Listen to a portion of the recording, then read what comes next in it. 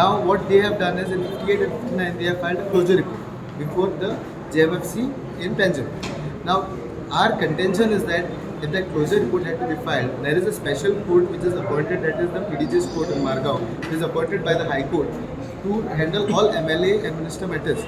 So we are not going into that. We are only stating that this fact of filing of the closure report had to be informed by the CBI to us. We have not done it. We have directly got a notice stating that there is a closure report filed, and we have time and again been questioning and asking what is happening to the counter complaints. So that is actually they are putting us on a back foot, because what happens is we are not been able to take the defense that we actually have been wanting to take all this while.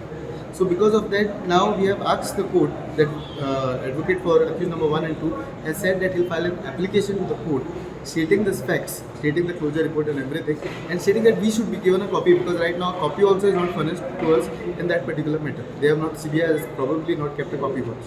So we have asked this court, let direct the CBI to provide us with a copy.